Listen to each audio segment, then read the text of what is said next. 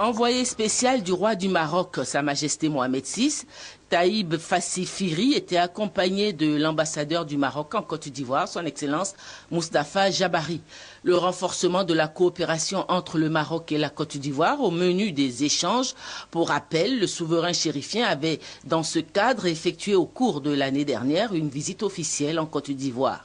L'envoyé spécial du roi du Maroc a eu un long entretien avec le chef de l'État ivoirien sur les voies et moyens de créer un rapprochement encore plus fort entre le Maroc et la Côte d'Ivoire, selon le vœu de leurs deux dirigeants respectifs. Je crois que ces deux pays ont beaucoup de choses encore à faire en commun, grâce à la vision de leurs deux chefs d'État et grâce à leur volonté partagée de créer, de diversifier, de renforcer non seulement la coopération, la concertation politique, mais la coopération dans tous les domaines, essentiellement du développement humain ou de la coopération économique entre les différents secteurs publics et privés, dans le domaine culturel.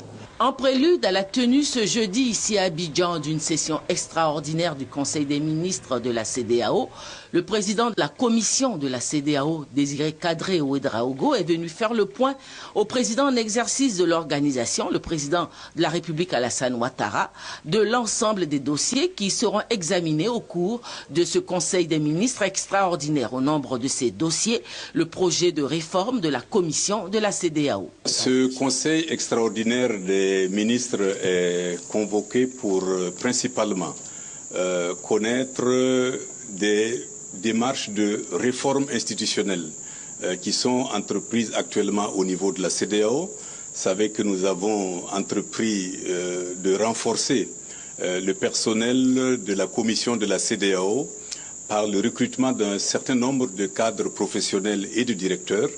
Et vous savez également que lors de la 43e session de la conférence des chefs d'État et de gouvernement, tenue les 17 et 18 juillet 2013 à Abuja, la conférence a décidé d'élargir la commission de la CEDEAO à 15 membres. Eh bien, nous sommes en train de mettre en œuvre cette importante décision des chefs d'État et de gouvernement, et bientôt notre commission sera composée de 15 commissaires. Pour le moment, il y a 9 commissaires et bientôt ça sera une commission de 15 commissaires où chaque pays sera représenté. Le président de l'Agence coréenne de coopération internationale, la COICA, a été reçu en début de soirée ce mardi.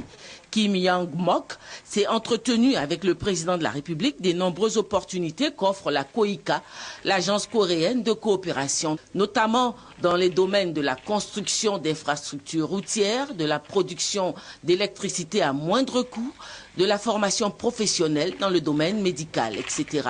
Autant d'opportunités dont la Côte d'Ivoire pourrait bénéficier dans le cadre de sa coopération avec la Corée.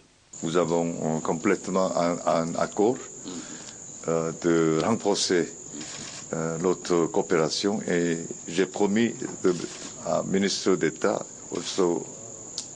au président de la République, de commencer notre projet d'assister le peuple ivoirien.